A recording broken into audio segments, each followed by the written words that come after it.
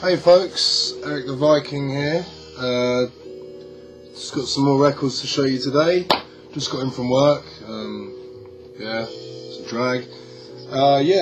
So I don't know if you guys know, I'm sure if you're watching this you know, about Gary Wilson. This is who's playing in the background if you can hear it. Gary Wilson, a very strange artist. It's quite hard to define really. Sort of a mixture of funk with bits of jazz and experimental noise bits thrown in.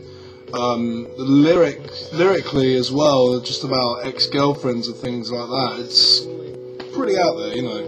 I once heard someone describing it as Steely Dan on crack, which is quite accurate, but I suppose also quite offensive to both those artists. Absolute awesome stuff. So I just want to show you what records of his I've got. I'll try and tell you a bit of his story as well. The track you're listening to now is probably his most famous track. Well, not famous, but most well-known track. 6.4 equals Make Out.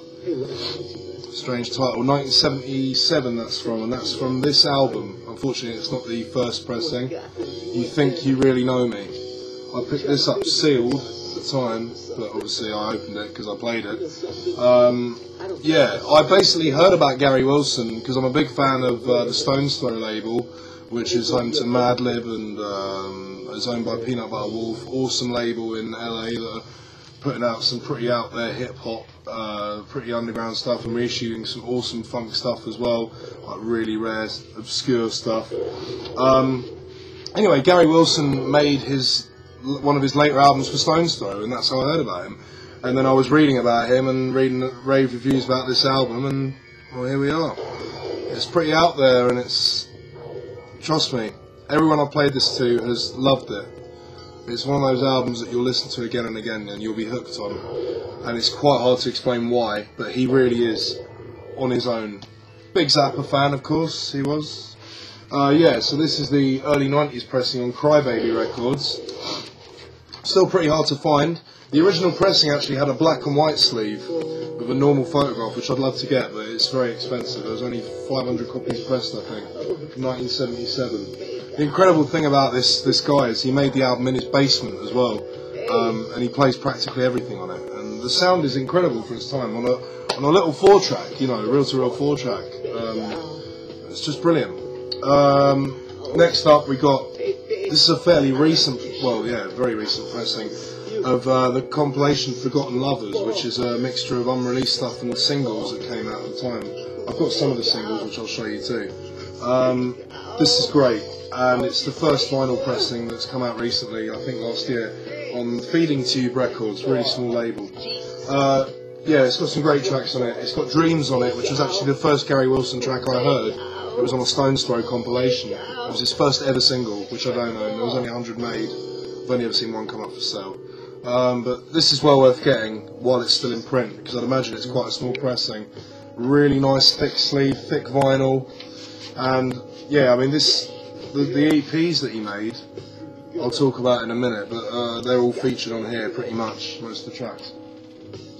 And now we have the Stones Throw album, which is technically his second album. He had this long absence where no one knew who he was, where he was, should I say. He sort of disappeared off the face of the earth, and then he was found again, and I think he was quite surprised by the hype surrounding his album. I mean, even Becca's name checks Gary Wilson on his track Where It's At.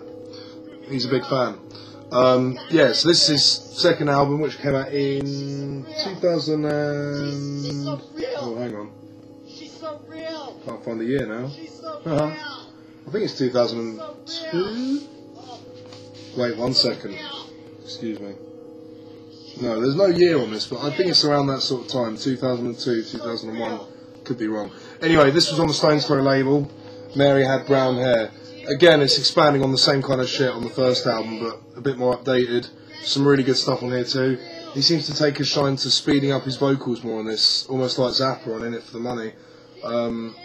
And the costume that he's wearing on the cover says it all, really. This is how he dresses on stage. And there's a glare from the screen there. But this is nice as well, because I kind of forgot this was in here, but it's got the original promo poster as well, which came with some of the early copies.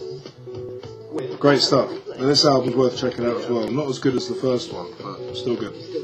He's since released another 2 albums as well. Yeah, 2 albums. He's self-released, and one of them's on vinyl, one of them isn't. The newer one is on vinyl. It's called Electric Endicott, which is where he's from in New York. And the third one is called Linda Made Me Cry, I think. Yeah, it's still good stuff. So now I've got a couple of the singles, which are, I'd say, these are just as rare as the first album, if not rarer. And I picked them all up pretty cheap too. This is, I mean, look at that cover. Some crazy shit going on there, man. And it's a very privately made kind of thing, hand-stamped sleeve. This is from I think this is from '78, just after the album came out. And it's also got the insert too, which is awesome. And it's a great single. These tracks are on that Forgotten Lovers comp. Really good tracks. Same sort of funky stuff. Yeah, it's just really nice. I can't remember how much I paid for it exactly, but this copy is mint.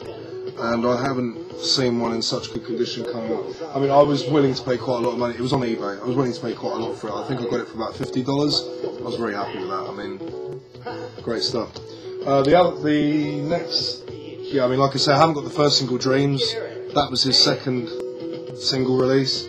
This is his third single release. It's an EP, really. Forgotten Lovers. I'll take this out. This is on the same label as the album, MCM, as is the other single. I actually bought them. I can't get this. Is really tight. I won't take this out, but I actually bought this from someone who owned bought the MCM label, I think, in the 80s, and they had all these spare copies. It's a nice neck, and it's got the track "Forgotten Lovers" on it, which is one of my favourite Gary Wilson tracks. And it also has a poster too. Yes, it does have a poster, which is here. Good stuff. This is from 1980.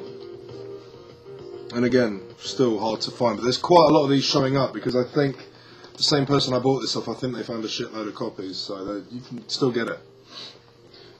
This is probably the one I've seen the least. The next EP he did, almost going for a more commercial look here. He definitely looks a bit more with the times, as it were. This is Invasion of Privacy, an EP which came out in 1980, yeah. And this is really good too. It actually has remakes of the tracks Cindy, which is on now in the background, and Chromium Bitch from the first album, completely different versions. So it's worth it just for that. And none of these tracks are on the Forgotten Lovers compilation. But it's actually it's a double vinyl EP. Really nice. I paid quite a lot for this. I don't want to say how much. It was under $100 though, but still, for me that's quite a lot. But it is in mint condition. He released another EP after that, which I'm desperately after if anyone's got one, called This Is Why I Wear My Wedding Gown, which has got some other really cool... I'd say that's his most out there EP. It's still funky as hell, but it's got really avant-garde shit going on. You know, I think that's from 1984, and then after that he had that long period of absence, and then came out the second album. And then, of course, we've got the film. There's a film about him on the brilliant Plexi Film Company. They did the Wild Man Fisher DVD.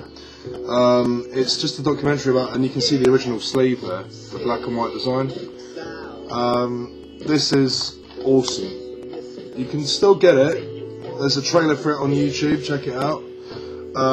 And it's also got the film, the documentary, which is brilliant. He's on it. It's all about them tracking him down, and they found him and got the album reissued. It focuses on all that, and it shows some of his gigs that he did with his old bandmates. And there's a copy of the album on the CD there as well, which I don't think I ever played, but still, got a nice little book too. Really good stuff. And Plexi Film put a lot of work into it. They've done a really good Minutemen DVD too, if you're a fan of them. Really good stuff. It was quite hard to find, but when I did find it, it was cheap. And it's multi-region, so it'll play anywhere. So that's it on Gary Wilson. I would highly recommend anyone to listen to him. You will not be disappointed. I don't know how well the music can come out in the background, but if you can hear it, you probably know how good it is. So I will be back shortly with some more stuff. See you soon.